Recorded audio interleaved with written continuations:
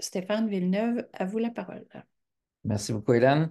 Donc, bonjour à toutes et à tous. Il me fait vraiment plaisir de vous souhaiter la bienvenue à ce webinaire du CRIF-PEQ.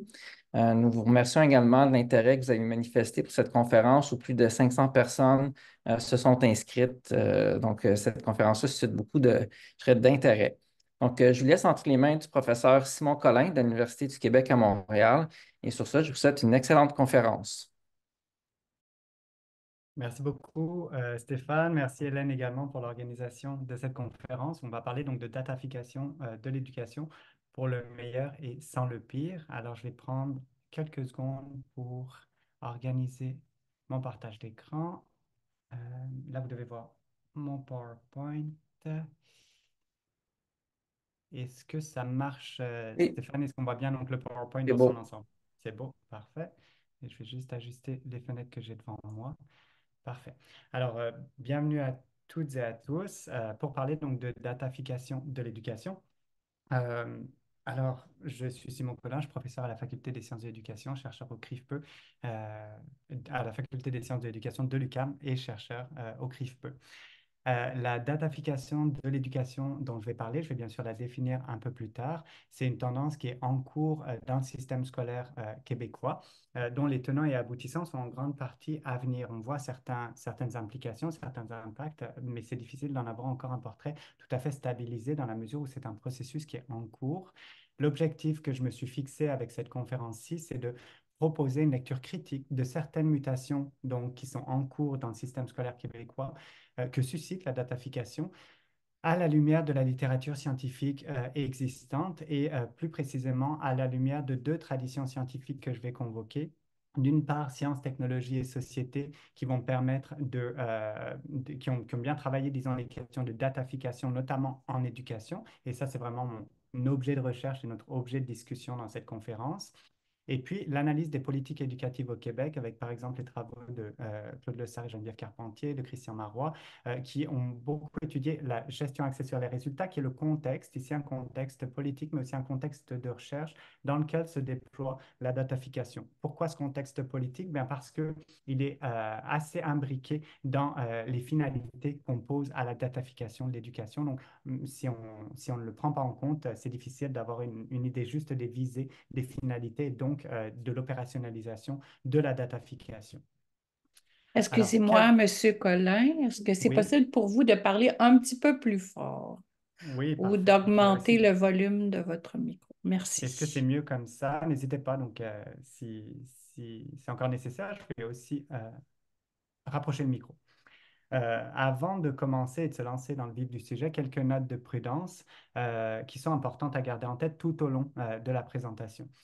D'une part, les systèmes scolaires sont faits bien sûr de prescriptions, des prescriptions qui sont politiques, institutionnelles, instrumentales, qui viennent notamment du ministère et pas seulement.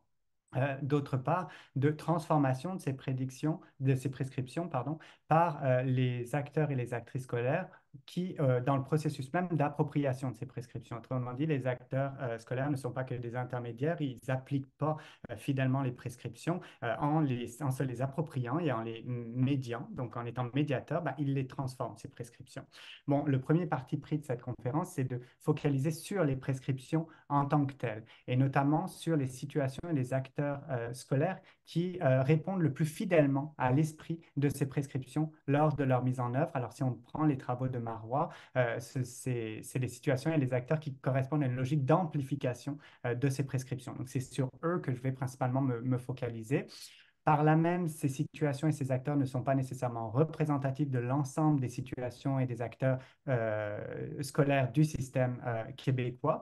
Et en ce sens, je vais régulièrement, tout au long de la présentation, parler des gestionnaires scolaires, mais c'est principalement les hauts gestionnaires scolaires, direction de centres de services, direction adjointe, et principalement ceux parmi eux qui adhèrent le plus aux prescriptions politiques, hein. Donc, ce n'est pas représentatif d'une réalité qui serait mur à mur appliquée présentement dans le système scolaire québécois. Il y a des nuances là-dedans. En fait, j'ai une lecture un peu archétypale et l'avantage de cette lecture archétypale et non pas stéréotypée, c'est différent, c'est de pouvoir voir un peu qu'est-ce que ça donne la mise en œuvre lorsqu'elle est la plus fidèle aux prescriptions politiques. autre note de prudence, c'est que la datafication peut servir vraiment à une diversité d'usages et de finalités scolaires, dont des finalités qui sont positives, certaines qui sont davantage discutables. Alors, il y a certains usages et certaines finalités qui sont à faible enjeu éducatif. On peut utiliser, par exemple, la datafication pour élaborer de manière plus ou moins automatisée les emplois du temps, les horaires de ramassage des bus scolaires, etc., ce qui peut être tout à fait positif dans la mesure où ça simplifie des tâches qui sont complexes. Dans le cadre de cette présentation, je vais vraiment me focaliser sur un usage particulier de la datafication et non pas sur tous les usages possibles, et un usage qui est à fort enjeu éducatif, à savoir la gestion de la pédagogie. Donc, utiliser la datafication pour gérer la pédagogie, le terme vient de Marois dans son étude de 2017 et de 2021. Et cette gestion de la pédagogie-là, elle se fait dans une finalité d'imputabilité pédagogique, où on demande donc aux enseignants de rendre des comptes. Et c'est sur ce type d'usage précis de la datafication que je vais me focaliser. D'abord parce qu'il est prédominant dans les usages actuels des données scolaires qu'on fait dans le système québécois. Ensuite, parce qu'il est particulièrement... et il pose des enjeux particuliers, donc il est bon de connaître.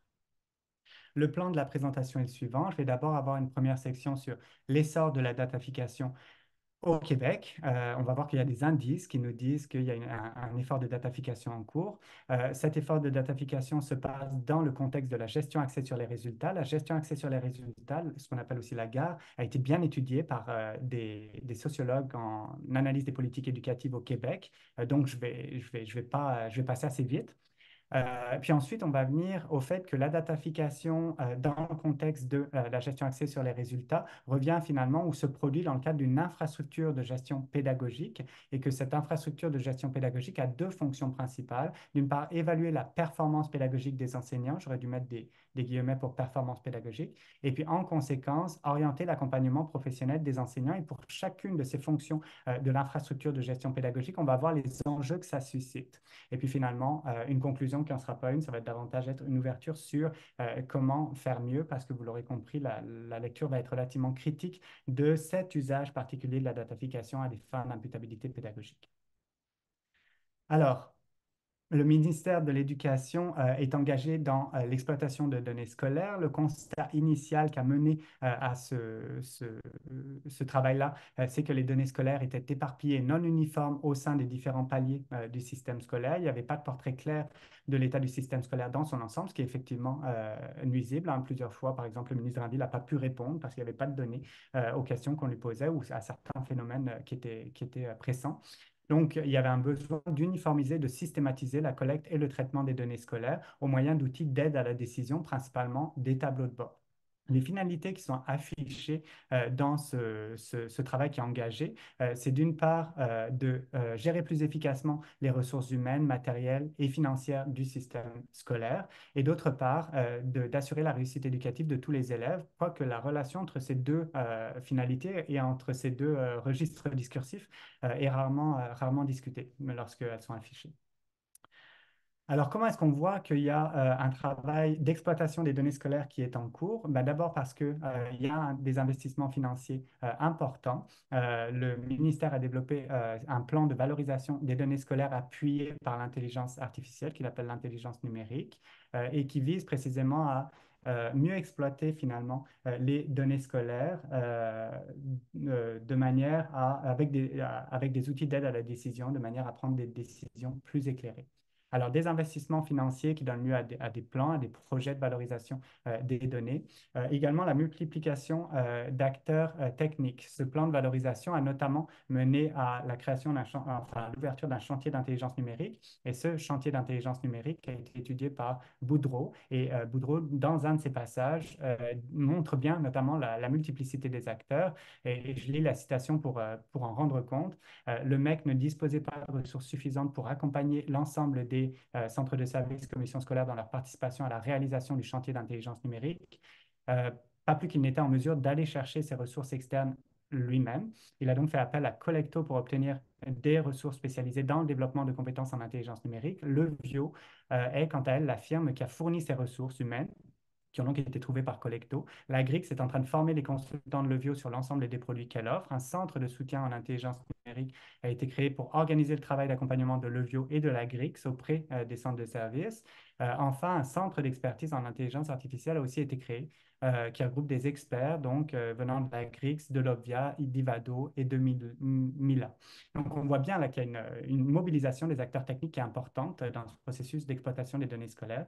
Et puis finalement, on le voit aussi dans les produits qui en ressortent parce qu'on a la multiplication de tableaux de bord à l'intention des différents paliers scolaires. Donc, des tableaux de bord faits par la Grix, Lumix, Mosaic Data, GPI, et puis un tout nouveau, le tableau de bord de l'éducation qui a été lancé récemment.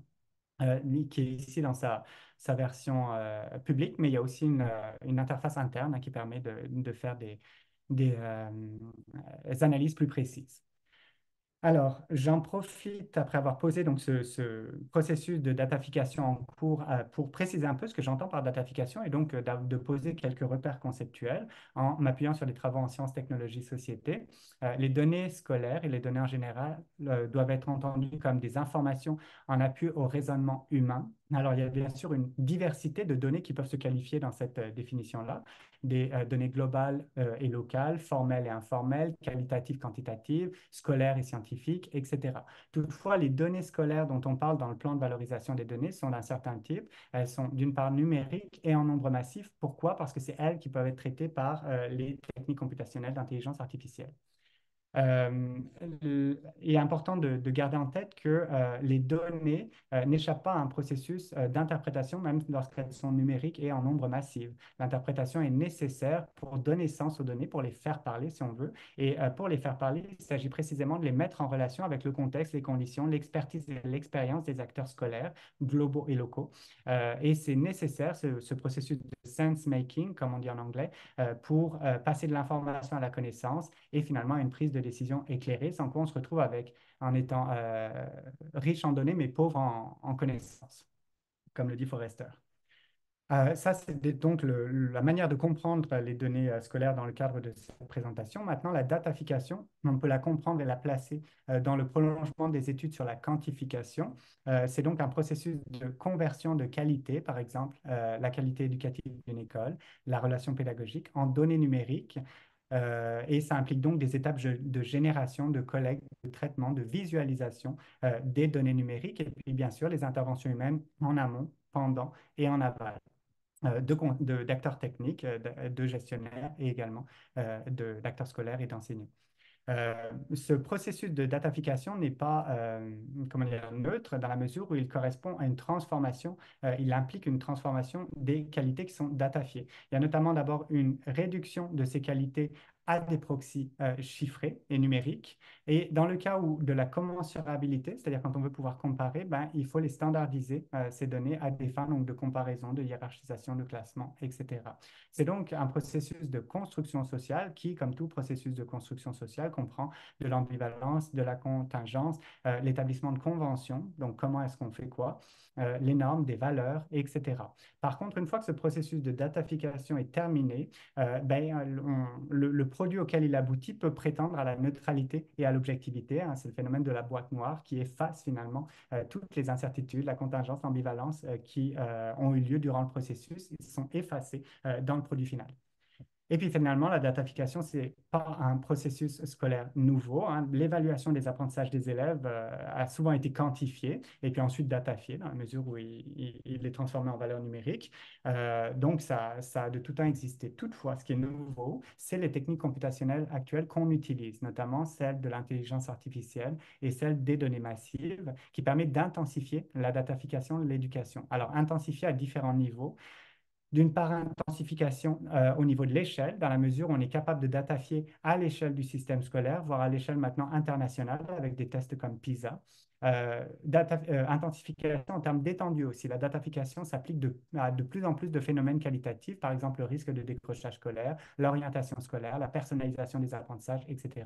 Et puis, intensification en termes de rôle dans la prise de décision. La datafication, et c'est le résultat des tableaux de bord, prend une place de plus en plus centrale dans la prise de décision des gestionnaires scolaires. Alors finalement, par cette montée en volume et en échelle, on peut parler de la datafication dans le cadre d'une infrastructure de données parce que c'est effectivement ce qu'il faut. Il faut une infrastructure de données pour pouvoir réaliser la datafication à l'envergure où on la réalise actuellement. Alors, ce concept d'infrastructure de données vient des travaux sur les infrastructures d'information il rend compte finalement de la systématisation, de la standardisation et de l'automatisation partielle du processus de datafication. Et puis, un point important, et c'est la dernière parenthèse conceptuelle que je vais faire dans le cadre de cette conférence, l'infrastructure de données n'est pas technique. Sa nature est relationnelle avant tout. Donc, elle consiste en la mise en relation au fait de donner sens et unité à des éléments qui sont très éclectiques et hétérogènes. Ces éléments sont techniques d'une part, les serveurs, les bases de données, les tableaux de bord, sociaux d'autre part, avec tous les acteurs qui interviennent, des acteurs de la conception, de la maintenance technique, mais aussi les usagers et les usages qui sont permis ou exigés par l'infrastructure. Et puis enfin, l'infrastructure a bien sûr aussi des éléments politiques, notamment elle est porteuse de certains projets, de certaines visions, elle est soutenue par des financements, elle poursuit certaines finalités, etc. Alors, pour résumer finalement un peu les repères théoriques ici, on a donc les données scolaires qui sont visualisées via des tableaux de bord pour soutenir la prise de décision et l'action. Des données scolaires au tableau de bord, on a un processus de datafication qui prend place dans le cadre d'une infrastructure de données. Okay? C'est comme ça qu'on va s'entendre dans le cadre de cette conférence. Maintenant, j'en viens au contexte dans lequel la datafication a lieu. Alors, la datafication, c'est un mouvement qui est en plein essor dans le système québécois, mais aussi à l'échelle internationale, datafication de l'éducation, là j'entends. Et elle est principalement associée à des logiques d'imputabilité, de reddition de comptes. C'est la finalité, disons, principale ou la logique principale qui drive, excusez le mauvais français ici, les efforts de datafication. Cette logique d'imputabilité, il faut la comprendre dans le cadre de la nouvelle gestion publique. La nouvelle gestion publique est elle-même un référentiel politique qui a été instauré progressivement depuis les années 1970, qui est appliqué indistinctement à l'ensemble des secteurs publics, santé, éducation, etc., et qui a une origine explicitement néolibérale. Donc, on reprend des principes finalement néolibéraux économiques, puis on les applique au secteur public, ce qui pose déjà question. Quelques principes transversaux de la nouvelle gestion publique qu'on connaît déjà dans le secteur privé depuis longtemps. La réduction des coûts de fonctionnement des services publics par optimisation de leur structure, par exemple en recourant à la privatisation, à la sous-traitance, à la contractualisation, à la délégation des tâches aux usagers, etc. La mise en concurrence des instances au sein de marchés ou de quasi-marchés. La scission entre des acteurs décisionnels qui sont en charge de la conception, du pilotage, du contrôle, de l'évaluation et des acteurs exécutifs, une scission assez forte. Et finalement, un dernier principe là, qui va nous intéresser particulièrement avec la datafication et l'infrastructure des données, c'est le pilotage à distance et a posteriori des services publics via la mise en imputabilité des acteurs exécutifs sur la base de l'évaluation de leur performance. Alors, comment se passe cette mise en imputabilité sur laquelle repose donc le pilotage à distance et a posteriori? Bien, les acteurs décisionnels fixent des standards, les acteurs exécutifs sont responsables quelquefois de déterminer leurs propres cibles en lien avec ces standards, de les atteindre avec les moyens de leur choix, donc ça leur confère une autonomie contrôlée. Les acteurs décisionnels ensuite évaluent l'atteinte des standards ou des cibles par les acteurs exécutifs. Les résultats peuvent être publicisés par transparence et les acteurs exécutifs rendent des comptes aux acteurs décisionnels et aux usagers, notamment en cas de sous-performance. Okay? Pourquoi il y a eu sous-performance alors que les cibles que je m'étais données étaient meilleures que ce que j'ai finalement produit? Et il y a des conséquences qui sont assorties à cette reddition de comptes qui peuvent être positives ou négatives et qui sont plus ou moins impliquantes. Alors, dans le cas de l'éducation, dans les extrêmes, vraiment, et c'est des extrêmes, le financement des écoles peuvent dépendre justement de l'atteinte de leur cible. Alors, au Québec, ces principes-là ont été mis en place dans le cadre de la gestion axée sur les résultats, ce qu'on va appeler donc la GAR, depuis 2002. Et il y a différents types d'imputabilité. Au Québec, elle est de type néo-bureaucratique, nous dit Marois, c'est-à-dire un alignement fort et top-down entre les différents paliers scolaires, donc le ministère, les centres de services, les établissements d'enseignement. Une régulation de cette logique d'imputabilité par des acteurs exécutifs, par des dispositifs externes, donc contractuels et instrumentaux. Une conception utilitariste des acteurs scolaires, au contraire d'une conception réflexive des acteurs. On va voir pourquoi dans le fil de la présentation. Et puis une imputabilité en cascade avec des conséquences qui sont faibles ou modérées. Donc au Québec, bien sûr, le financement des écoles ne dépend pas là, de l'atteinte de leur cible, en tout cas jusqu'à maintenant. Ce type d'imputabilité néo-bureaucratique correspond aussi à ce qu'on retrouve dans la littérature sous la forme d'imputabilité performative, d'imputabilité basée sur la performance.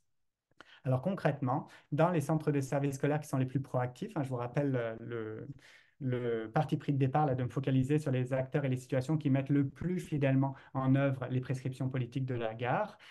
Donc dans les centres de services scolaires les plus proactifs, on a le collecte et le traitement de données quantitatives sur des indicateurs de performance scolaire des élèves, par exemple le taux d'absentéisme, taux de décrochage, taux de diplomation, résultats des élèves aux épreuves ministérielles, etc.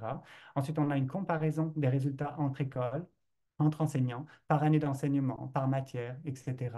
Une auto-évaluation individuelle et ou collective des écoles et des enseignants sur leur performance. Et ensuite, des stratégies d'accompagnement professionnel qui sont déployées, surtout, bien sûr, pour les écoles et les enseignants qui sont jugés sous-performants. Alors, dans les faits, bien sûr, ça c'est la logique des centres scolaires les plus proactifs et c'est la logique aussi des prescriptions politiques de la gare. Dans les faits, la mise en œuvre de la gestion axée sur les résultats est plus ou moins serrée selon les centres de services scolaires, selon les directions d'établissement et les logiques de contrôle et d'imputabilité sont généralement aussi pondérées de manière variable avec des logiques de soutien. Donc, dans la réalité, il y a plus de diversité, mais nous, on va se focaliser sur le cas des services scolaires, disons, qui appliquent le plus fidèlement ces prescriptions-là. Parfait. Alors, dans le contexte de la gare, l'infrastructure de données et la datafication dont je vous ai parlé représentent une concrétisation instrumentale de l'imputabilité des acteurs scolaires. Cette concrétisation instrumentale permet de faire l'imputabilité à distance, à l'échelle du système scolaire et de façon standardisée, systématique et partiellement automatisée. Donc, on peut vraiment parler d'une infrastructure de données à des fins d'imputabilité, donc d'une infrastructure d'imputabilité. Et cette infrastructure d'imputabilité, lorsqu'elle est capable de s'immiscer jusqu'aux pratiques pédagogiques en salle de classe via un processus de datafication, devient une infrastructure d'imputabilité pédagogique parce qu'elle est capable de se rendre jusqu'à l'évaluation des pratiques pédagogiques. Et Marois en parle en termes de gestion pédagogique. Donc, dans le cadre de cette présentation, je vais davantage en parler en termes d'infrastructure de gestion pédagogique. Mais c'est le synonyme d'une infrastructure d'imputabilité pédagogique.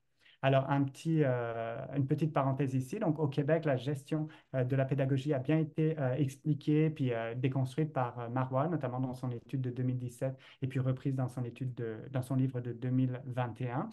Je vais beaucoup me baser sur la lecture de Marois pour la gestion de la pédagogie, mais ce qui va m'intéresser, c'est vraiment le côté infrastructure de gestion de la pédagogie. Donc, je vais revisiter finalement les travaux de Marois, mais sous l'angle spécifiquement sociotechnique. Et vous allez voir dans la présentation que je vais souvent mobiliser des citations qui viennent des études empiriques menées par Christian Marois, mais je vais les lire de manière sociotechnique, donc pour voir un peu là-dedans quelle est la place de l'infrastructure de gestion pédagogique. Alors, cette infrastructure de gestion pédagogique au Québec, elle est en cours de développement, comme je le disais en introduction. Les tenants et les aboutissants sont difficiles à identifier. En revanche, il y a des systèmes scolaires qui ont été plus avancés dans la mise en œuvre d'une gestion pédagogique et d'une infrastructure de gestion pédagogique, notamment les pays anglo-saxons et certains pays d'Europe de l'Ouest, les Pays-Bas par exemple, qui ont d'ailleurs des logiques différentes en termes de finalité d'infrastructure de données et qui sont intéressants à prendre en compte. C'est à partir de cette littérature existante qu'on va essayer d'anticiper certains enjeux de l'infrastructure de gestion pédagogique au Québec, certains de ces enjeux qui se posent déjà, d'autres qui pourraient survenir si on garde la tendance dans laquelle on est présentement. Ça m'amène donc à parler de cette infrastructure de gestion pédagogique. On peut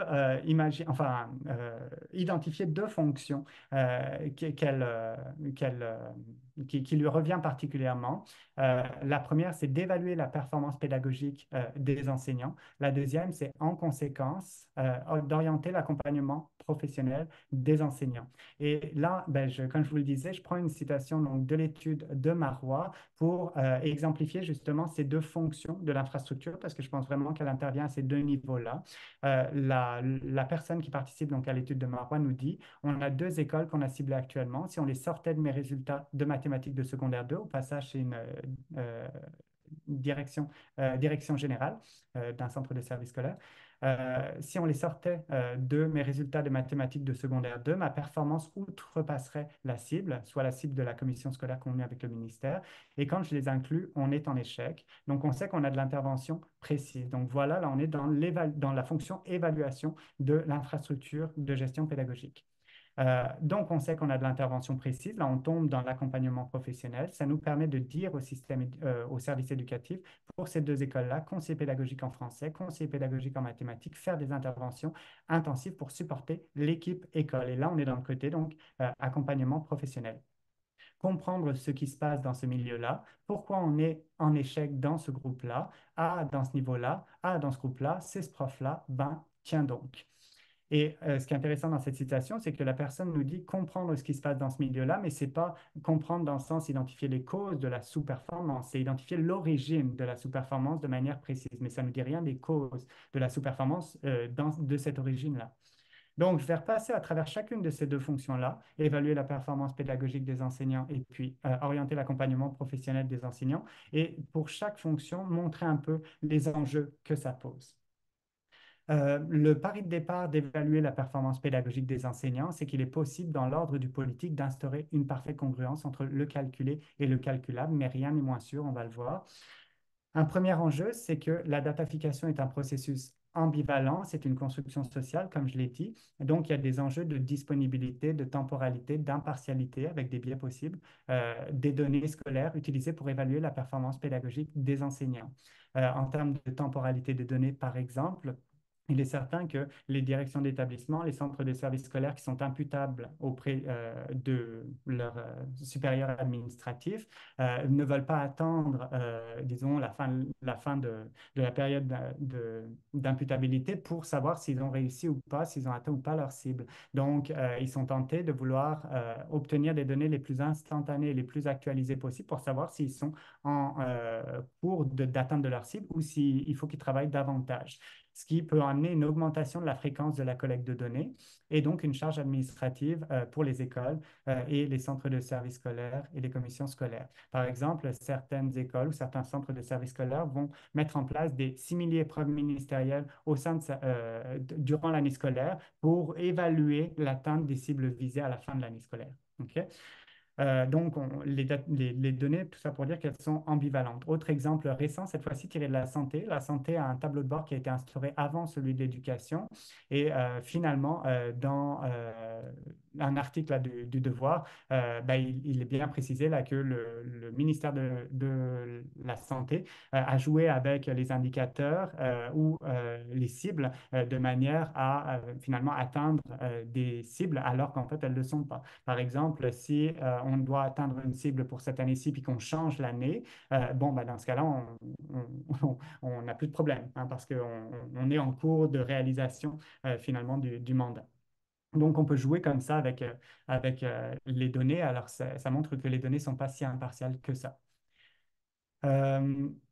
Autre enjeu, c'est que l'évaluation de la performance pédagogique dont il est question se fait par comparaison des résultats. Hein, le tableau de bord, d'ailleurs, rend visible les écarts de performance. Il est particulièrement utile pour ça. Et dans ce sens-là, on ne demande plus aux enseignants de bien enseigner, mais d'enseigner aussi bien que ses collègues dans une perspective comparative. Les effets délétères de la pression à performer pédagogiquement ont déjà bien été documentés dans la littérature scientifique. Je fais ici que les survoler.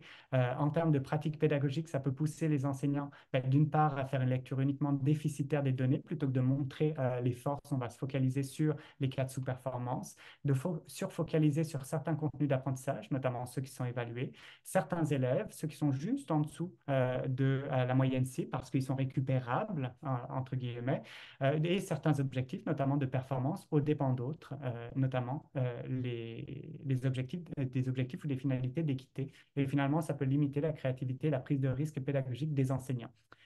Ou en termes d'évaluation, ça peut pousser les enseignants à préparer intensivement les élèves aux tests qui sont à fort enjeu. C'est ce qu'on appelle le teach to the test, à l'inflation des résultats des élèves, à déjouer la mécanique des tests, ce qu'on appelle le gaming, par exemple, pour répondre aux attentes en demandant, par exemple, en excluant certains élèves de la passation des tests. Et puis, en termes de sentiment de compétence et de climat scolaire, ça peut générer de la honte, de l'accusation mutuelle, de la défiance au sein des équipes écoles parce qu'elles sont mises en comparaison. Ces effets-là ont bien été documentés d'une manière générale et l'infrastructure de données a tendance à éventuellement alimenter ces effets-là. Autre enjeu possible de l'évaluation de la performance pédagogique, c'est la fidélité de l'évaluation. On sait évaluer la qualité pédagogique, hein. Il y a des grilles qui existent là-dessus, notamment des observations de classe qui peuvent être faites avec des grilles qui sont tout à fait adaptées et qui permettent de donner une bonne idée de la qualité pédagogique d'un enseignant. Toutefois, ces grilles-là sont inopérantes dans la mesure où elles ne sont pas numériques, elles ne sont pas standardisables, en tout cas pas facilement, etc. Donc, plutôt que de se focaliser sur une observation, par exemple, directe des pratiques pédagogiques, on va privilégier des données proxy. Alors, les données qu'on va utiliser pour représenter la performance pédagogique sont des données relativement brutes d'une part, un taux d'absentéisme, taux de diplomation, résultats des élèves aux épreuves ministérielles, mais c'est surtout des données qui ne portent pas sur les pratiques pédagogiques, mais sur les élèves, et à partir desquelles on infère la performance pédagogique des enseignants. Donc, on réduit finalement la complexité de la réussite éducative à une relation causale, unidirectionnelle et exclusive des pratiques pédagogiques des enseignants vers la performance scolaire des élèves, comme si la réussite éducative des élèves ne dépendait uniquement des pratiques pédagogiques des enseignants, alors qu'on sait que les pratiques jouent fort, bien sûr, mais pas seulement. Il y a aussi d'autres facteurs qui interviennent. Et on surfocalise bien sûr sur les aspects pédagogiques parce qu'il n'y a aucun sens à mettre en imputabilité les enseignants sur des aspects sur lesquels ils n'ont pas de prise, comme par exemple les aspects organisationnels ou les aspects socio-éducatifs. Donc, on va vraiment surfocaliser sur les aspects pédagogiques et évacuer tous les facteurs organisationnels, socio-éducatifs qui pourraient jouer sur la performance scolaire des élèves. Finalement, on a une altération du sens pédagogique dans la mesure où on décontextualise les pratiques pédagogiques de la relation pédagogique. Or, c'est dans la relation pédagogique que les pratiques pédagogiques prennent sens. On ne peut pas comprendre les pratiques pédagogiques en dehors de ça. Et ensuite, on réduit ces pratiques pédagogiques à quelques aspects quantitatifs et standardisés. Donc, en fait, on procède à une transformation des termes de la discussion. On parle des pratiques pédagogiques non plus en termes pédagogiques, mais en termes technico-gestionnaires. Le terme, là encore, vient de Marois. Et dans cette logique technico-gestionnaire, ne compte que ce qui se compte. D'accord? Et tout le reste, finalement, reste dans l'ombre. Et là encore, je prends une citation de Marois. Il y a un écart entre la façon d'évaluer les enseignants, leurs critères d'évaluation et ceux du ministère, ce qui fait que ça a un impact majeur sur le résultat aux épreuves du ministère parce que les profs ne sont pas en conformité avec l'évaluation ministérielle.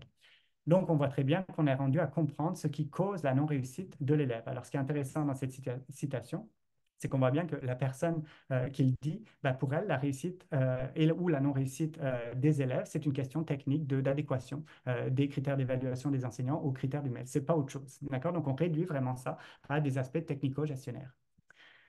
Paradoxalement, donc d'une part, on altère le sens pédagogique en n'en parlant plus en termes pédagogiques, mais en termes technico-gestionnaires, et par là même, paradoxalement, ça donne aux gestionnaires qui adhèrent le plus fortement un sentiment d'habilitation à parler de pédagogie. Autrement dit, à partir du moment où on estime que l'évaluation qui est faite par l'infrastructure de gestion pédagogique est une représentation objective et neutre de la qualité des pratiques pédagogiques, alors même qu'elle les distord, certains gestionnaires peuvent penser qu'ils ont enfin un moyen de mettre en intelligibilité les pratiques pédagogiques qui leur ont longtemps glissé entre les doigts, parce que c'est un phénomène jugé subjectif, singulier et fuyant. Enfin, on arrive à avoir accès aux pratiques pédagogiques et à leur qualité, alors qu'en fait, ce n'est pas ce que ça dit. Alors, on n'a pas accès à la pédagogie, on a accès à une gestion technico-gestionnaire, donc de la pédagogie. Et par là même, donc, ces gestionnaires qui tombent finalement dans ce sentiment qu'ils ont enfin accès aux pratiques pédagogiques, se sentent habilités à en parler et à les juger. Et là encore, une citation de Marois, dans 3 centres de services sur 4, les dirigeants, mais aussi les conseillers pédagogiques, déclarent avec la gestion axée sur les résultats, on n'a jamais autant parlé de pédagogie. Attention, on ne parle pas de pédagogie ici, on parle de gestion de la pédagogie et c'est bien différent parce que justement, on en parle en termes technico-gestionnaires. Donc, voici quelques enjeux liés à l'évaluation des performances pédagogiques des enseignants. Maintenant, j'en viens à la deuxième fonction, puis je vais soulever pareillement certains enjeux. Donc, en conséquence de cette évaluation de la performance pédagogique des enseignants, on peut orienter l'accompagnement professionnel des enseignants Alors, cet accompagnement-là commence généralement par une reddition de compte, mais une reddition de compte qui est faite sous l'autorité du chiffre. Et quand la reddition de compte est effectivement faite sous l'autorité du chiffre, on a une opposition qui se fait entre généralement les données scolaires qui sont jugées quantitatives et standardisées, donc qui seraient neutres et objectives, donc qui seraient finalement probantes pour parler des pratiques pédagogiques des enseignants, versus le jugement et l'expertise pédagogique des enseignants qui seraient davantage qualitatifs et situés, donc subjectifs, voire biaisés, donc relativement peu probants par rapport aux données scolaires qui sont utilisées. En somme, dans cette reddition de compte, lorsqu'elle se passe sous l'autorité du chiffre, ben, on met les enseignants en incapacité. Pourquoi? Parce qu'on leur demande de rendre compte de leur pratique pédagogique, mais sans pouvoir mobiliser les logiques pédagogiques qui leur donnent sens, plutôt en les invitant à mobiliser un registre technico-gestionnaire.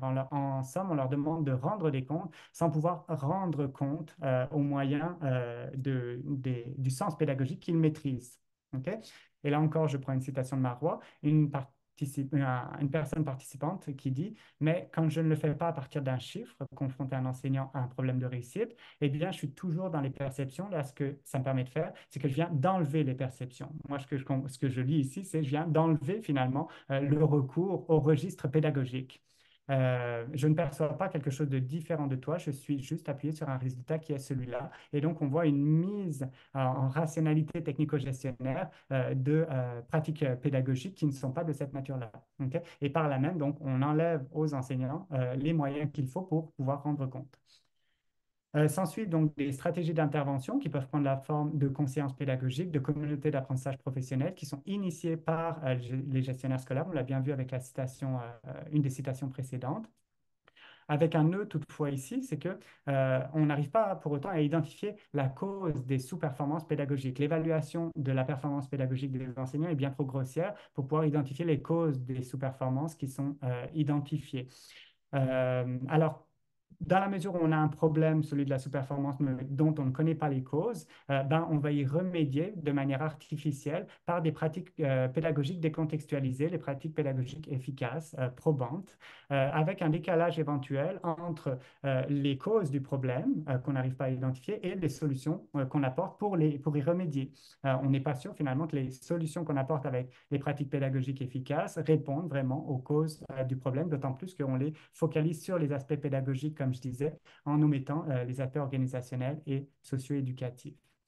Ce qui est au passage là, en contradiction complète avec les principes de prise de décision basée sur les données. Normalement, la prise de décision basée sur les données nous permet d'avoir accès à plus d'informations pour pouvoir se faire une tête sur le problème et ses causes et à partir de là, prendre une décision plus éclairée. Ce n'est pas le cas ici dans la mesure où on ne connaît pas les causes, donc dans lesquelles on standardise les solutions. En somme, l'accompagnement professionnel dont il est question ici n'est pas tant un développement professionnel, ou en tout cas, il n'est pas vraiment mis en œuvre comme ça. C'est plutôt une mise en conformité pédagogique des enseignants qui ont sous-performé. Alors, ça amène une redistribution du jugement et de l'expertise pédagogique. Jusque-là, le jugement et l'expertise pédagogique, c'est les enseignants qui en étaient les principaux dépositaires. À l'heure actuelle, ils les partagent davantage avec les gestionnaires scolaires d'une part, qui sont donc habilités ou qui se pensent habilités à parler de pédagogie, et avec les acteurs techniques, j'en ai moins parlé, mais les acteurs techniques qui font la conception de l'infrastructure et des différents outils pédagogiques, qui maintiennent aussi l'infrastructure de gestion pédagogique, procèdent à des choix qui sont opaques, qui sont difficiles à comprendre après coup, mais qui ont des implications pédagogiques avec peu de possibilités pour les enseignants de les modifier. Donc, en somme, on peut se demander si on n'assiste pas à une diminution de l'autonomie professionnelle des enseignants, d'une part parce que certains choix pédagogiques sont diminués dans la mesure où ils ont été encodés par les acteurs techniques en amont de leur pratique pédagogique. Et puis, les choix pédagogiques qui leur restent, ben, finalement, font l'objet d'un contrôle accru par les gestionnaires scolaires. Est-ce qu'on n'est pas dans une déqualification de la profession enseignante avec un assujettissement du pédagogique à une régulation technico-gestionnaire où on aimerait finalement qu'il soit exécutant pédagogique. Et c'est là que c'est une mission impossible dans la mesure où les enseignants pourraient devenir des exécutants pédagogiques si l'enseignement était de nature uniquement technique. Or, l'enseignement est de nature technique, mais aussi éthique, politique, etc. Et ne peut donc pas être réduit à une exécution pédagogique. Je regarde mon temps. Alors, pour ne pas conclure, l'ambition de gestion pédagogique est ancienne, hein. Ça a commencé avec, par exemple, les travaux et les initiatives liées à l'efficacité scolaire, ce qu'on appelle School Effectiveness, l'amélioration scolaire, School Improvement, plus récemment l'éducation fondée sur la preuve. La nouvelle gestion publique et sa déclinaison dans le système scolaire québécois à la gare peuvent être comprises comme une concrétisation politique de l'ambition de gestion pédagogique. Et l'infrastructure de gestion pédagogique avec ces deux fonctions peut être vue comme une concrétisation instrumentale de cette ambition de gestion pédagogique. Alors, on se trouve finalement dans une mission impossible, mais une mission qui est rendue faisable. C'est l'argumentaire de Dujarier. Mission impossible d'abord en termes de gestion pédagogique, parce qu'il s'agit finalement d'évaluer hors contexte des pratiques pédagogiques à partir de données proxy très approximatives, et puis ensuite de remédier aux sous-performances pédagogiques sans connaître les causes, aux moyens de pratique efficaces décontextualisés. Donc ça ne peut pas marcher.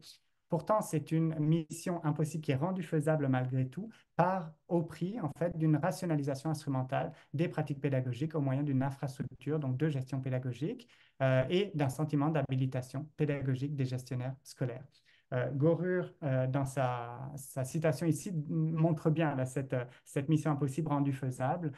Il nous dit: les données collectées anonymement par d'autres personnes sont peut-être à portée de main, mais elles sont en même temps très éloignées des objets qu'elles cherchent à représenter, donc dans le cas des pratiques pédagogiques, et éloignées dans le sens où nous ne pouvons pas connaître leurs antécédents, les hypothèses qui les sous-tendent ou les mauvaises aventures qui ont abouti à leur création. En nous donnant une confiance injustifiée dans notre capacité à appréhender le monde, elle nous pousse à faire des déductions, des connexions et des calculs qui peuvent être mathématiquement défendables, mais très probablement ontologiquement absurdes. Et donc, c'est là qu'on retrouve le faisable, c'est mathématiquement faisable. Par contre, c'est ontologiquement absurde, donc une mission impossible. Alors, c'est sûr que l'infrastructure de gestion pédagogique, telle que j'en ai parlé là, ben, c'est un peu le pire de la datafication de l'éducation. Je vous rappelle donc que c'est une lecture archétypale des acteurs et des situations qui souscrivent le plus et le plus fidèlement aux prescriptions de la gare. Euh, cette infrastructure de gestion pédagogique telle qu'appliquée est basée sur une suite de mécompréhensions des données scolaires, au fondement desquelles se trouve l'idée que les données scolaires seraient donc quantitatives et standardisées à grande échelle, donc neutres et objectives, donc probantes, alors que le jugement et l'expertise pédagogique des enseignants ne le seraient pas.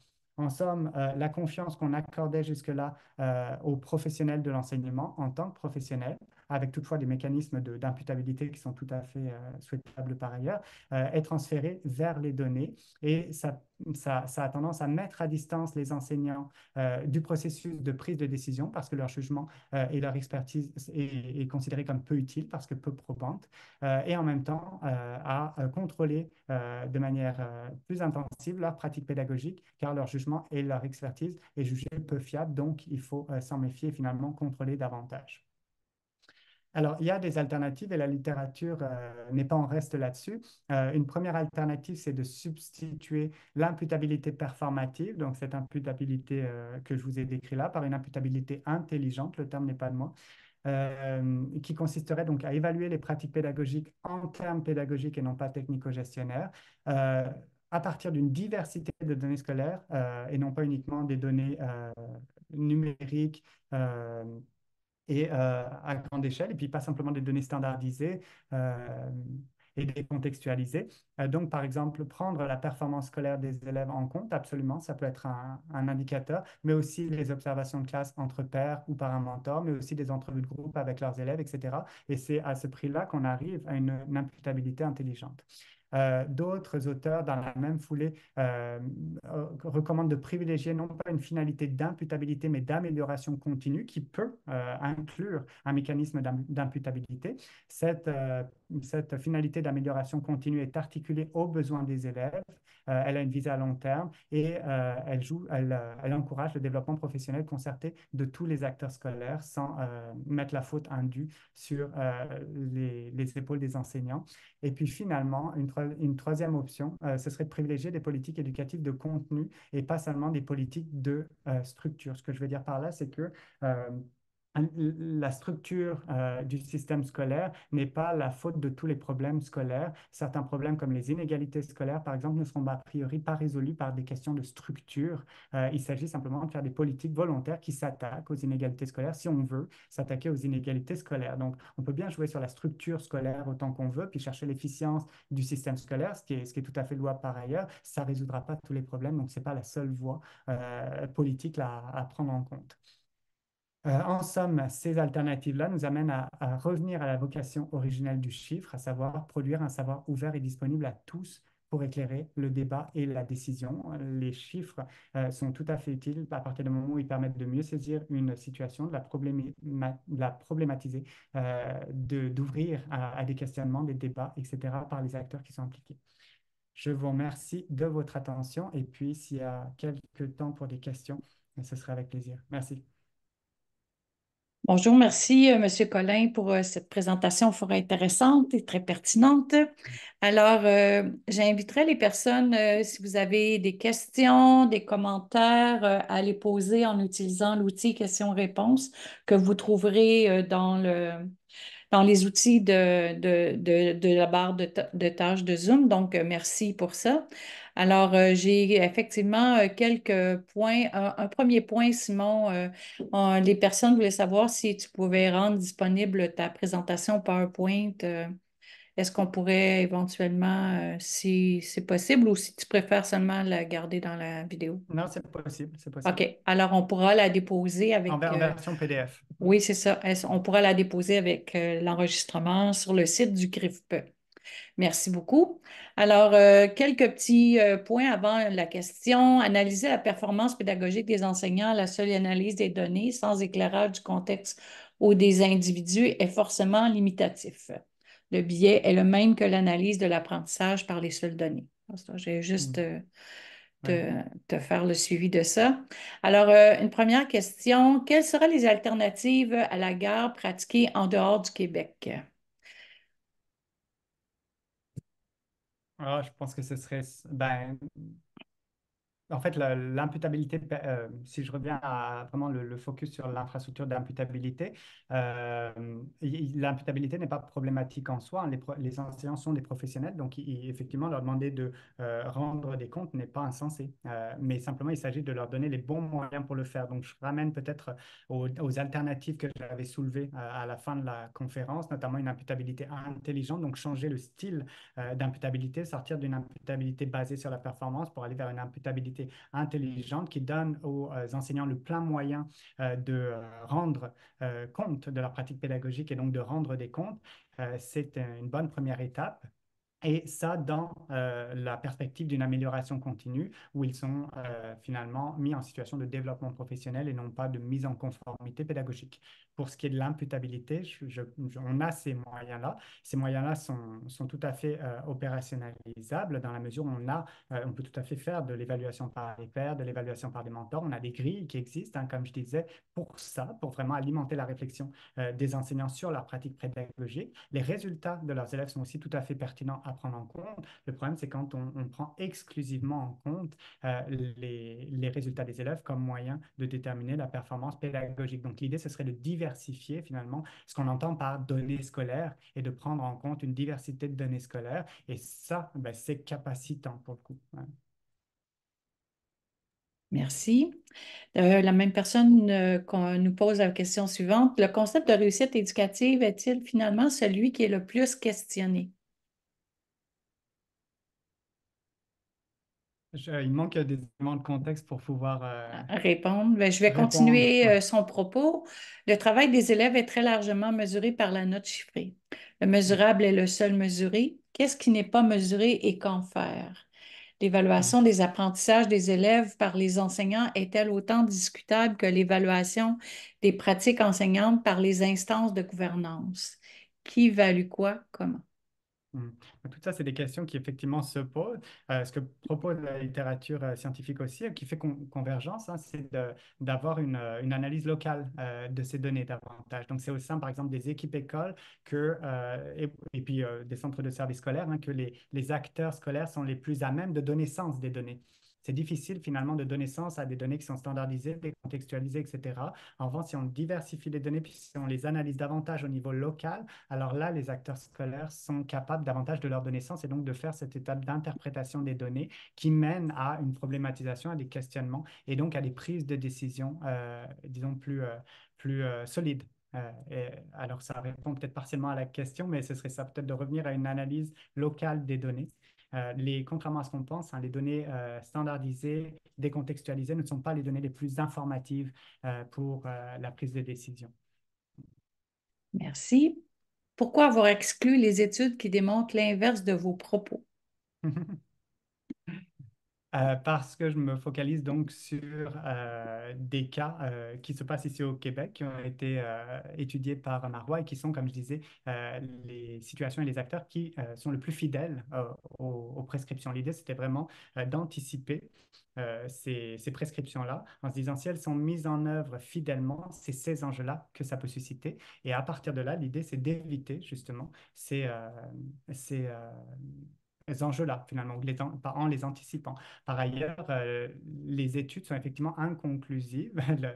Enfin, les résultats ne sont pas conclusifs sur l'efficacité en termes de réussite éducative des élèves. Certains montrent qu'une imputabilité performative telle qu'elle est là peut jouer, d'autres montrent que ce n'est pas le cas. Bref, on n'arrive pas à déterminer. Et c'est aussi parce que l'imputabilité et les logiques d'imputabilité varient en fonction des contextes et donc elles ne sont en fonction des pondérations aussi du contrôle versus du soutien, en fonction de l'appropriation qu'en font les acteurs. Et donc, c'est difficile d'avoir des études là, qui comparent des choses finalement qui sont comparables. Mais l'idée, c'était vraiment de me focaliser sur des situations des acteurs qui adhèrent le plus fidèlement aux prescriptions de la gare et ça donne ça. Et je l'ai pas, je veux dire, je l'ai pas imaginé. Hein. C'est en me basant beaucoup sur l'analyse de Marois, finalement, que j'en viens à cibler le rôle spécifique de l'infrastructure de données. Merci. Et à votre avis, la tâche de diversifier les données scolaires se fait par quel acteur? Comme je disais, les acteurs locaux, je pense, sont bien placés pour aboutir à toutes sortes de données. Alors, les données standardisées, décontextualisées peuvent avoir leur rôle là-dedans. Il ne s'agit pas de les exclure, mais simplement, elles pourraient être utilisées par les acteurs à une échelle davantage locale, en même temps que l'entrevue de groupe, des entrevues de groupe avec les élèves, en même temps que de l'observation par les pairs, en même temps que les observations informelles des acteurs scolaires. Donc, c'est davantage au niveau local, je pense. Alors, école, bon, centre de service éventuellement, que cette diversification des données peut le mieux se faire. On arrivera difficilement avec une infrastructure de données telle que je l'ai définie à diversifier les données à l'échelle du système scolaire et puis à se dire ça va être pertinent pour orienter les décisions. Je pense que c'est davantage au niveau local là qu'il y a le plus de prise. Et toujours dans la même lignée, une question nous vient un peu justement par rapport à ces acteurs-là. Quel est, à votre avis, le rôle des syndicats enseignants dans la datification? Est-ce que vous Ouais. connaissez leur prise de position ce jour? Alors, je ne connais pas leur prise de décision à ce jour. Je pense par contre qu'il y a un effort de vigilance critique à avoir pour s'assurer justement qu'on n'aille pas vers ces enjeux-là de mur à mur et puis qu'on arrive éventuellement à redresser la tendance et à aller vers des utilisations des finalités plus souhaitables de la datafication. Euh, et je pense qu'il y a une vigilance critique effectivement à avoir là-dessus, notamment de veiller à l'autonomie professionnelle. Comme je disais, il ne s'agit pas de dire que les enseignants ne devraient pas être mis en imputabilité, mais si on veut les mettre en imputabilité, il faut se donner les moyens de le faire proprement. Merci. On nous dit ici, les small LLMS personnalisés risquent Mhm. éventuellement de priver l'analyse systémique des données. Mhm. Comment croyez-vous que cela va affecter la valeur des outils utilisés par les gestionnaires? Je pense qu'il faut... le terme est small MLS, hein, c'est ça? Oui, Oui, parfait.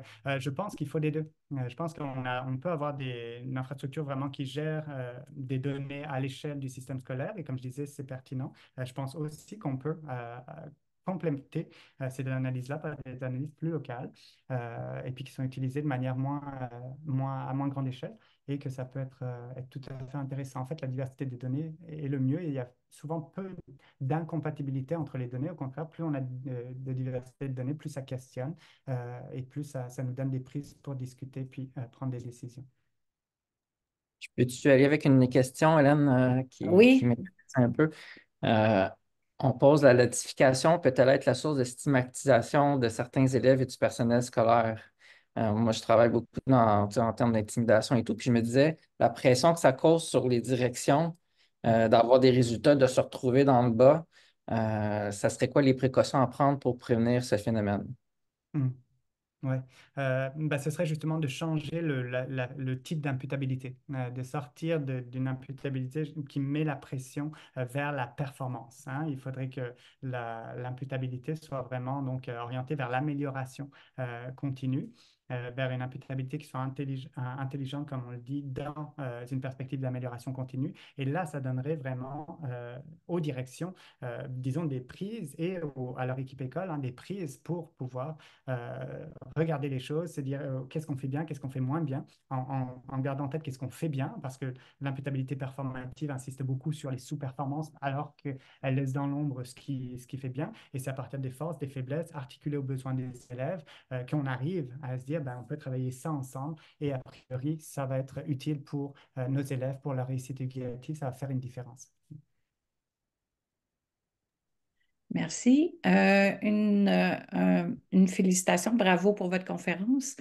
Alors, du point de vue des alternatives, ne faudrait-il pas aussi réfléchir à des formes de forums hybrides pour que les représentants des enseignants puissent évaluer, rétroagir, voire co-construire les infrastructures numériques? Oui, absolument, absolument. Il pourrait y avoir effectivement des forums hybrides qui fait intervenir plusieurs acteurs et à partir de là, de penser à l'infrastructure à l'heure actuelle, l'infrastructure de données est peu visible, hein. On parle d'ailleurs des acteurs techniques qui jouent dans ces infrastructures-là comme des shadow professionals, donc des professionnels de l'ombre, parce que généralement, cette infrastructure de données se déploie alors à la fois dans le quotidien scolaire, mais en même temps dans l'arrière-plan du quotidien scolaire et en marge des structures de gestion, de gouvernance scolaire habituelles. Donc, c'est pas détaché, hein, c'est pas un réseau détaché de la gouvernance scolaire officielle, parce qu'il y a des points de jonction, mais c'est sûr par contre que ça inclut aussi d'autres acteurs et c'est pas formalisé pour autant. Ce qu'il faudrait, c'est peut-être rendre transparent davantage ça et effectivement d'asseoir à la table toutes les personnes concernées, notamment les représentants des enseignants, puisqu'on voit qu'ils sont directement impactés, de même que les directions d'école, de même que les autres acteurs. Oui, c'est vrai. Ainsi, j'ai une question qui nous dit justement, ben, en tout cas, peut-être en lien avec les données. Pensez-vous à avoir une plateforme nationale qui cumule toutes les données nécessaires pour la recherche scientifique ou résoudre ce problème? Aussi, elle pourrait proposer différents jeux de données pour les performances des élèves. Mhm. Ben, je pense que le but du tableau de bord de l'éducation, hein, c'est aussi de collecter justement ces données-là et de les rendre disponibles. Alors, je ne sais pas exactement quels sont les mécanismes en tant que chercheur pour avoir accès à ces données-là, mais effectivement, ça peut être intéressant. Comme je le disais dans l'introduction, l'infrastructure, le tableau de bord, là, répondait à un besoin quand même de centraliser des données qui sont importantes pour piloter euh, le système scolaire. Donc, effectivement, si on arrive, ben, à centraliser ces données scolaires-là, comme elles le sont dans le tableau de bord. On sait qu'il y a une version interne du tableau de bord qui est beaucoup plus riche, qui permet notamment des analyses plus fines, mise à disposition des chercheurs, mise à disposition des acteurs scolaires et des autres, puisqu'il y a un souci de transparence. Ça peut être tout à fait intéressant et ça permet, c'est pas forcément suffisant pour tous les objectifs de recherche et pour tous les projets de recherche, on s'entend, mais c'est disponible et ça peut permettre d'être utilisé. Ça peut que, à mon avis, être intéressant. Et dans la même lignée, Monsieur Collet, quelqu'un nous dit, est-ce que vous pensez que l'État a les ressources et l'expertise nécessaires pour bien traiter et surtout interpréter les données récoltées dans les milieux et les incarner en prise de décision adéquate? À l'heure actuelle, hein, cette datafication de l'éducation basée sur les tableaux de bord et les techniques computationnelles sont quand même assez récentes. Comme je disais, il y a certains systèmes scolaires qui sont plus avancés là-dessus et donc qui ont été plus étudiés. Et même là, on estime que les gestionnaires scolaires, comme les acteurs scolaires dans leur ensemble, manquent de littératie des données. C'est des fois comme ça qu'on l'appelle, dans la mesure où c'est difficile de connaître toute la mécanique qui aboutit aux données et à la visualisation des données sur le tableau de bord, de connaître leurs implications et les enjeux que ça soulève. Et dans ce sens-là, effectivement, on est peu outillé à l'heure actuelle, mais c'est aussi un phénomène qui est relativement nouveau, qui demanderait vraiment de plus de formation. À l'heure actuelle, dans certains cas, au Québec, hein, on se retrouve un peu comme certains centres de services scolaires se retrouvent un peu comme des apprentis sorciers à gérer des données, les faire parler de certaines manières et prendre des décisions, des fois en contradiction même avec les principes de prise de décision basés sur les données, faute de savoir comment les traiter. Ben justement, dans cette clarification de termes, si on peut dire ça, quelqu'un nous dit, faites-vous une distinction entre réussite éducative et réussite scolaire? Et si oui, quelles seraient les spécificités de l'une et de l'autre? Mhm. Ben, pour moi, la réussite éducative est plus large que la réussite scolaire, mais effectivement, avec l'imputabilité, on est vraiment sur davantage la performance scolaire, qui n'est même pas la réussite scolaire. La réussite scolaire, ça prend en compte aussi la qualité de la relation pédagogique, la motivation des enseignants, bref, des aspects plus larges que la performance scolaire. Et je pense que la réussite éducative, elle, est encore plus large et correspond à la capacité là, de poursuivre un parcours éducatif là, qui nous correspond, de l'ajuster aux besoins et aux changements. Bref, de pouvoir finalement cheminer comme on veut cheminer dans le système scolaire. Et pour une question que vous avez répondu précédemment, en complément, est-ce possible de mesurer la réussite éducative plus largement? Et si oui, de quelle façon? Et je pense que c'est sûr que la réussite éducative via la performance scolaire des élèves euh, nous donne quelques indices. Effectivement, il y a des aspects qualitatifs. L'apprentissage en tant que tel, c'est une activité sociale, donc qui se fait dans une relation pédagogique avec un enseignant. Il y a quelques cas d'autodidactie, mais on s'entend que c'est pas la majorité, donc c'est une activité sociale avant tout. Bon, ben, cette activité sociale-là ne peut pas être entièrement datafiée parce que précisément elle est sociale, elle est politique aussi, elle fait intervenir beaucoup de dimensions. Donc, on ne peut pas nécessairement être exhaustif, mais je pense qu'il y a quand même la place pour la prise en compte d'aspects quantitatifs, oui, absolument, standardisés, les contextualiser, ou également, par exemple, qualitatif, global, local, formel, informel, etc. C'est tout ça, finalement, qui fait la réussite éducative des élèves. Ah oui, dans le même sens, quelqu'un nous dit, est-ce que, à votre avis, on peut datifier tous les aspects psycho-affectifs qui interviennent dans la relation pédagogique en classe? Mais je pense qu'on trouve toujours moyen de datafier, donc de rendre la datafication possible. Je pense des fois qu'on le fait au dépens de ce qui est raisonnable ou de ce qui est possible malgré tout en termes de respecter le phénomène, de ne pas l'altérer. Donc, je ne pense pas là qu'on pourra tout datafier. Et en fait, je me demande même si c'est souhaitable en premier lieu, parce que ça veut dire qu'on altérerait le sens d'aspects qui sont et notamment éminemment qualitatifs en voulant les datafier. Donc, on en distordrait le sens. Alors, il y a des aspects qu'on peut datafier, puis il ne faut pas se gêner. Il y a des aspects qu'on peut datafier, mais qui sont plus problématiques. On peut le faire, mais il faut garder en tête qu'ils sont problématiques, en tout cas qui nous donnent un fragment relativement partial de ce qu'on datafie. Et puis, il y a des choses enfin, donc, la datafication euh, ne sera jamais suffisante, à mon avis, pour représenter un phénomène aussi social, dynamique que la relation pédagogique est là-dedans, l'apprentissage, l'enseignement, etc. Et dans le même sens, est-ce que vous considérez que donc la datification peut avoir un impact négatif sur la performance des enseignants et sur les Euh, résultats escomptés? Oui, dépendamment du type d'imputabilité qui est utilisé, dans l'imputabilité performative que j'ai décrite, euh, effectivement, on voit que la pression à performer, par comparaison avec les collègues, a des effets délétères au niveau des pratiques pédagogiques, au niveau des pratiques d'évaluation, au niveau du climat au sein de l'équipe école. Donc, et ça a bien été documenté. Donc, il y a vraiment des effets négatifs possibles dès lors que les finalités de la datification sont celles d'une imputabilité performative. OK. Je reviens à quelques questions qui sont en lien avec les acteurs ou avec les personnes qui sont impactées. Quelqu'un nous dit, comment envisager le rôle des conseillers pédagogiques pour prendre en compte ces enjeux? Euh, Ben, tout le système hein, euh, fait une scission entre acteurs décisionnels, acteurs exécutants, et c'est le cas pour les conseillers pédagogiques aussi. De plus en plus, on leur dit ben, telle école, tel enseignant parce que telle sous-performance. Je pense qu'il y a les conseillers pédagogiques ont un rôle très important à jouer. D'une part, en ayant une vigilance critique vis-à-vis de ça.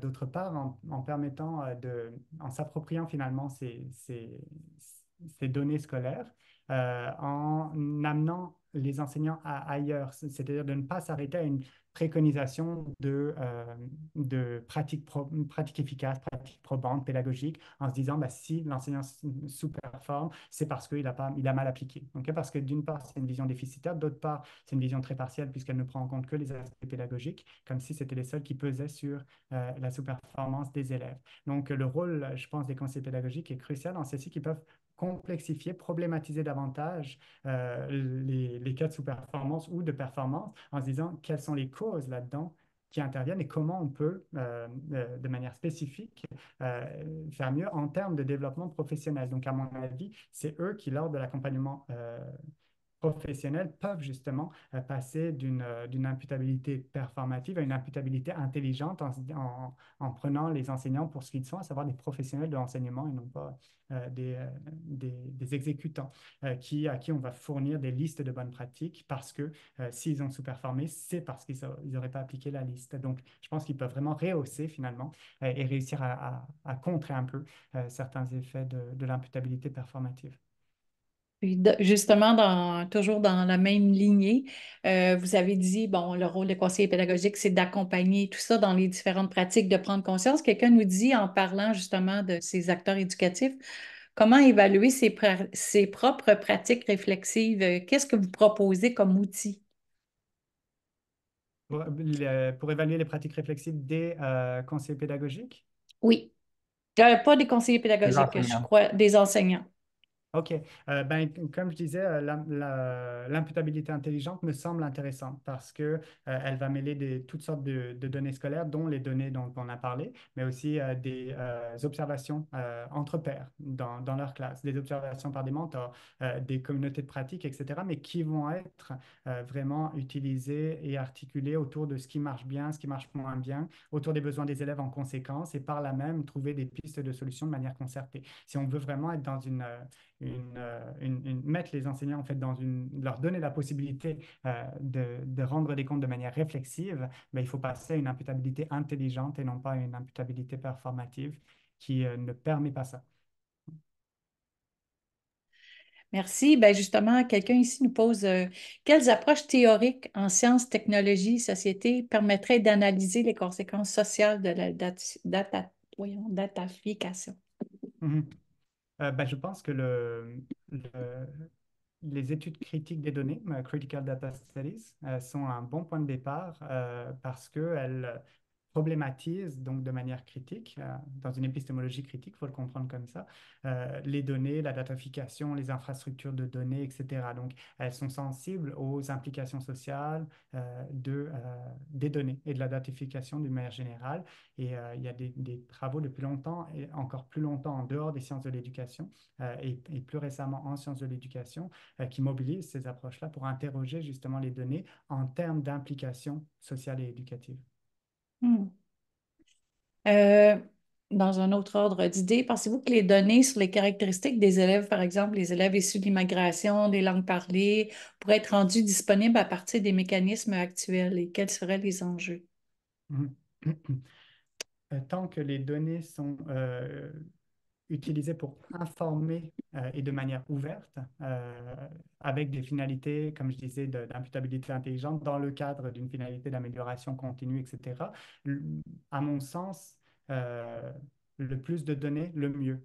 Parce que ça peut être intéressant de voir que des populations scolaires ou certains groupes scolaires, par exemple, sont davantage vulnérables que d'autres, ou etc.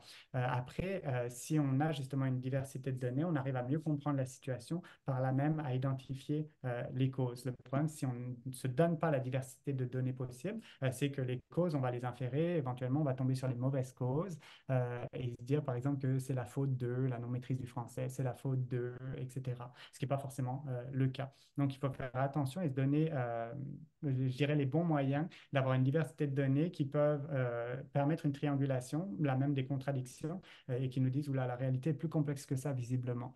Je pense que c'est ça. Par ailleurs, toute donnée n'est pas forcément utile. Par exemple, savoir combien de temps un enseignant met par copie pour évaluer, c'est pas forcément utile. D'accord? Ça ne nous dit pas grand-chose. Donc, il faut faire attention finalement entre les données qu'on a et les relations qu'on fait avec les phénomènes qui nous préoccupent, hein. Et il faut rester sur des choses, je dirais, relativement directes et tangibles. Pas trop décontextualisé, pas trop standardisé. Sinon, on en perd des bouts. Ouais. Alors, Simon, permets-moi de lire un commentaire d'une personne qui n'a pas nécessairement de questions, mais juste que tu sois au courant. Je vous Mm. écoute depuis la France et je vous remercie vivement de cette conférence. Maître de conférence dans un ISPE. Je forme des enseignants depuis 20 ans et je constate la tendance des gestionnaires à se penser habilités à parler de pédagogie alors qu'ils ne sont pas enseignants ni éducateurs. Votre étude pourra aider les enseignants à se défendre et défendre leur métier avec un argumentaire fort. Merci Mhm. beaucoup. Je tenais à te dire ça. Merci Euh, beaucoup. j'ai ici une question aussi intéressante. Quelle place dans tout ça pour une résistance politique éthique à la datafication? En termes Mhm. critiques, est-ce qu'une stratégie de négociation, faire les choses différemment, mais au sein même du système déjà installé et légiféré, ne fait pas en sorte que le problème n'est pas exactement contré? Mhm. Euh, alors, il y a d'une part, le système a été pensé avec l'imputabilité performative en termes d'une cascade de loyauté, hein, parce que comme on est évalué et qu'on a des redditions de comptes dans les paliers supérieurs, bah, c'est sûr que ça force un peu des mécanismes de loyauté. Donc, finalement, ça évince un peu les possibilités de résistance. Il y a toutefois des, des possibilités, je pense, de résistance dès lors qu'on a une vigilance critique et qu'on montre, par exemple, qu'il y a une altération du pédagogique, qu'on montre que les causes ne sont pas connues, qu'on montre que ça peut être une possibilité de résistance, mais qui passe davantage par une sensibilisation critique, finalement, des acteurs scolaires, incluant les gestionnaires, à ce que permet une infrastructure de données dans une finalité d'imputabilité performative et à ce qu'elle ne permet pas. Euh, mais il y a d'autres, au-delà, disons, des possibilités de résistance qui sont pas énormes, hein. D'ailleurs, c'est davantage des subversions qu'on observe, pas des résistances frontales, mais des subversions notamment dans des acteurs qui vont se prêter au jeu, mais moyennement, qui vont être relativement passifs dans la mise en œuvre de cette imputabilité-là, qui vont pas y croire, voire qui vont jouer avec les données dans les cas les plus de subversion là, les plus volontaires. Mais assez peu de résistance frontale pour, je pense, les questions de loyauté qu'on connaît. Au-delà de la résistance et de la subversion, ben, il y a vraiment des alternatives qui existent, qui sont documentées dans la littérature scientifique. Et je pense que c'est autour de ça qu'il faut effectivement négocier en se disant, ben, on est dans un système ici d'imputabilité performative qui a quand même des limites pour évaluer la pédagogie. On a d'autres alternatives. Est-ce qu'on peut en discuter? Et en fait, discutons-en. Ce serait plutôt ça. Mais en même temps, il n'y a pas d'espace dans le système scolaire qui est prévu pour ça. D'ailleurs, je veux dire, les enseignants, il n'y a pas d'espace pour eux pour mettre en imputabilité leur direction d'école. Les directions d'école n'ont pas d'espace pour mettre en imputabilité les centres de services et les centres de services du ministère, alors même que tout se joue beaucoup sur les conditions pédagogiques des enseignants. Donc, c'est vraiment une imputabilité en cascade, unidirectionnelle. Ce n'est pas prévu pour remonter. Donc, dans ce sens-là, le système d'imputabilité ne prévoit peu de possibilités de discuter et la résistance, c'est principalement la subversion, je pense. Oui, mais toujours, et si on, j'allais dire, si on rêvait, est-ce que la datafication pourrait stimuler l'engagement et la collaboration des apprenants? Ben oui, en fait, justement, dans les écrits les plus fous, on dit que les apprenants devraient participer à la prise de décision basée sur leurs données et d'autres données, et donc il serait tout à fait partie prenante et intéressant de les écouter pour voir le sens qu'ils donnent à ça, et puis à partir de là, déterminer effectivement des objectifs. Donc oui, ça pourrait tout à fait être utile, là encore dans une démarche réflexive et non pas pour viser les élèves qui sont sous-performants et puis les mettre à défaut ou de manière déficitaire. Donc oui, il y a assurément de la place pour ça. Et OK. deux petites questions en vrac pour toi, Simon.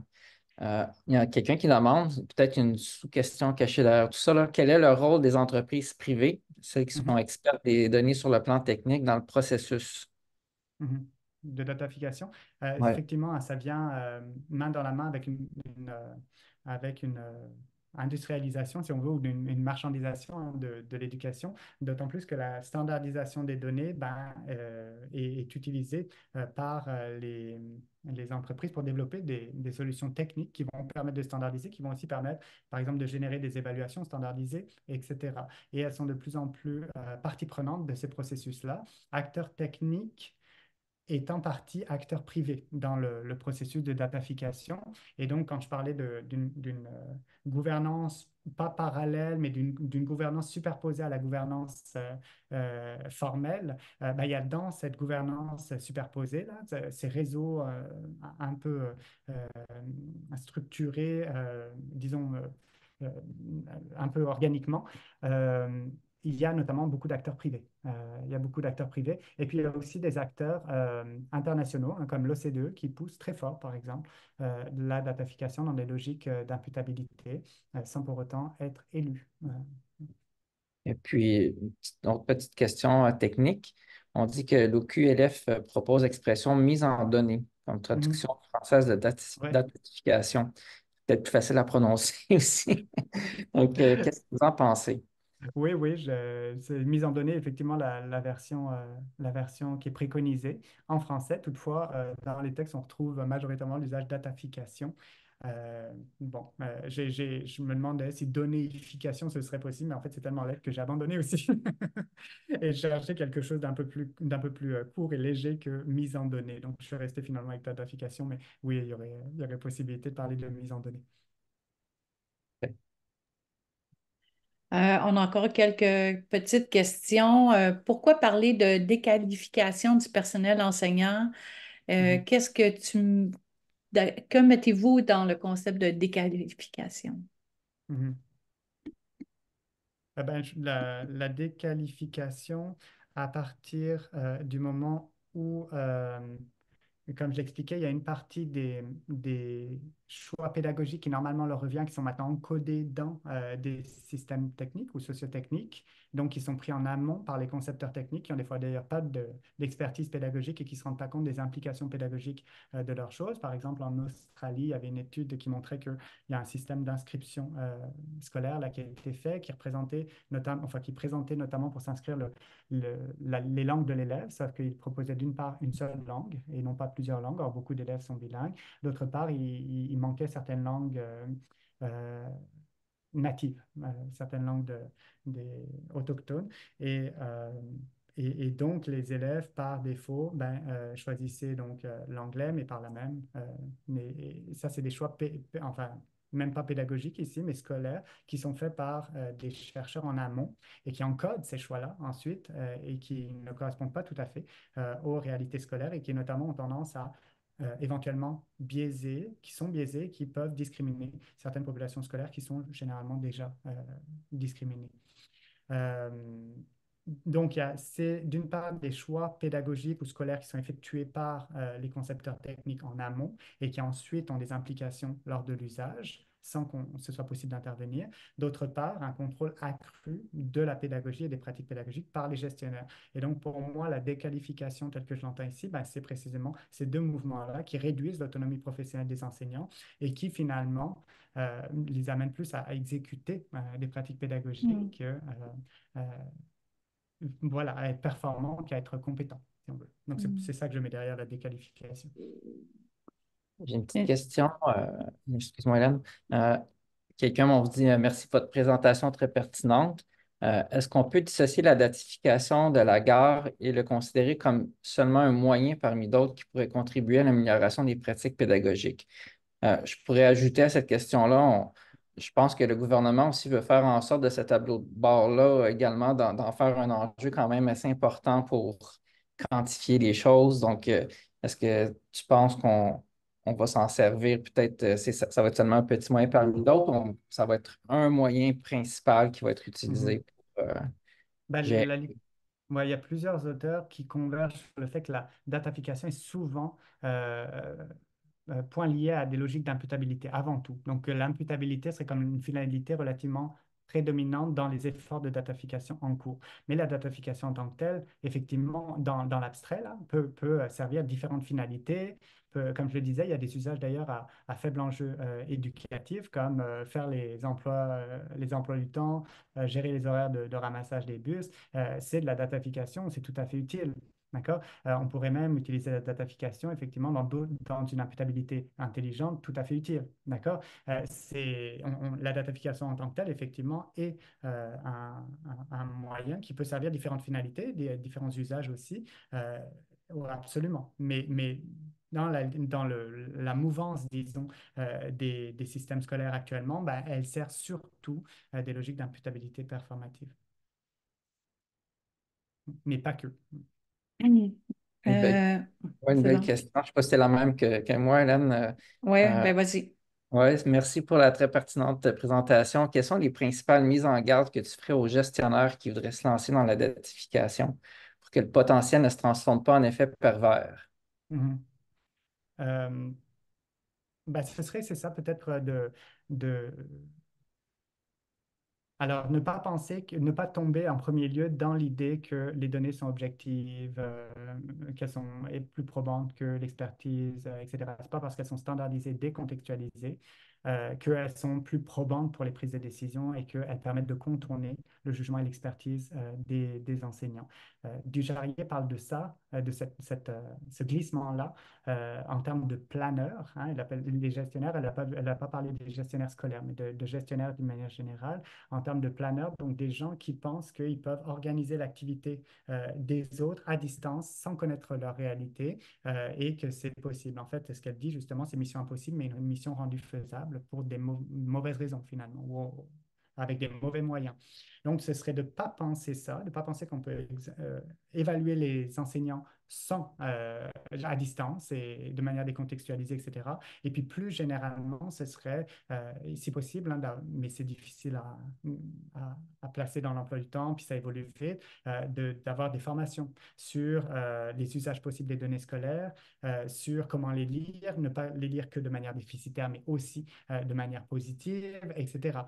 Ce serait donc de pouvoir questionner les données, dans quelle mesure je peux les faire parler, à partir de quand c'est plus les données qui parlent, c'est mes préjugés, mes perceptions, les orientations politiques dans lesquelles je suis, etc. Donc, d'avoir une littératie des données ou de développer une littératie des données. Sachant qu'il y a des modèles qui existent et qui disent, ben, si on veut bien utiliser les données scolaires, on pourrait les utiliser comme ci, comme ça, etc. Il y a des modèles là-dessus quand même qui visent justement à exploiter les données de manière positive. Oui, parce qu'une question qui est un peu en lien avec ce que tu viens de dire, il a dit quelles sont les mesures prises pour éviter les biais et les discriminations dans l'utilisation des données dans l'éducation? Mhm. Ben, à l'heure actuelle, je pense il y a peu de questionnement hein, des données scolaires. Justement, il faudrait développer, comme je disais, une vigilance critique, des formations qui permettent de se dire jusqu'où les données sont pertinentes, dans quel contexte, avec quelle finalité, de quand elles ne le sont plus, et puis quels sont les enjeux que ça peut permettre. Donc, l'idée de ma conférence, hein, c'était pas de dire plus de données scolaires ou plus de données standardisées et décontextualisées, c'est de dire elles peuvent avoir un rôle, mais dans certains contextes, dans certains usages, dans certaines finalités. Et ce serait donc de savoir faire le tri entre ces différentes options-là. Et justement, quelqu'un nous dit, à ton avis, quels sont les impacts sur la culture organisationnelle des établissements d'enseignement qu'amènerait cette pratique? Mhm. Mais c'est sûr que les impacts les directions d'établissement hein, sont dans la même configuration que les enseignants. Ils ont aussi à rendre des comptes, ils font des projets éducatifs qui sont maintenant évalués, je pense, à l'année, et puis avec des cibles à atteindre, etc. Donc, c'est sûr qu'on rentre dans une optique très managériale. Qui est très performative, où on a des cibles et il faut les atteindre. Donc, on a une espèce de rationalisation technico-gestionnaire des pratiques des directions d'établissement. Et puis, c'est ça qu'on enlève, je pense, à des pratiques davantage pédagogiques ou de leadership pédagogique, comme on en parle. Parce que c'est le leadership pédagogique, lui, demande et à s'intéresser à la logique pédagogique que ne permet pas de prendre en compte l'imputabilité performative. Donc, je pense qu'on s'éloigne avec ce système-là lorsqu'il est poussé comme je l'ai montré là, d'une logique de leadership pédagogique et qu'on va plutôt vers une logique technico-gestionnaire et une mise en loyauté hein, parce qu'on a des comptes à rendre. Et ben, une dernière question qui est un peu, qui est beaucoup d'actualité, dont on parle beaucoup, mais je la pose quand même. Est-ce que c'est envisageable de concilier les pratiques probantes avec les pratiques pédagogiques particulières? Ou bien la logique des données probantes nous condamne à devenir des exécutants? Hein, parce que Alors, il y a effectivement tout beaucoup d'amalgame autour de ça. Hein.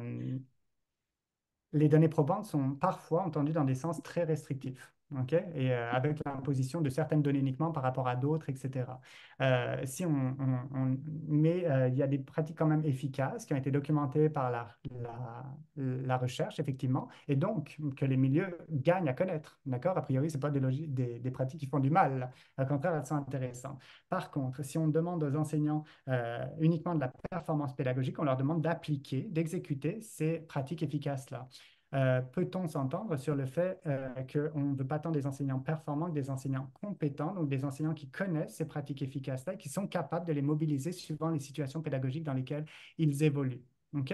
Donc, les pratiques probantes sont tout à fait, à mon avis, intéressantes quand on en élargit un peu le sens et quand on ne les pense pas aussi comme une application pédagogique, mais bien comme une mobilisation que les enseignants sont capables de faire en contexte.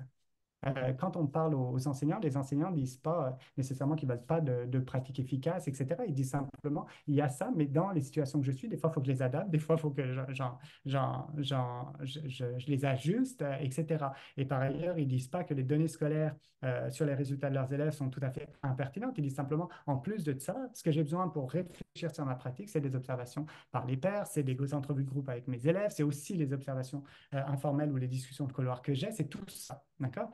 Donc, c'est finalement d'enrichir un peu le sens des pratiques probantes et puis et puis de leur application. Ben, merci beaucoup, Monsieur Collin, pour cette conférence et ces multiples réponses. En tout cas, il y en avait beaucoup de Mhm. questionnements par rapport à ça. Merci infiniment.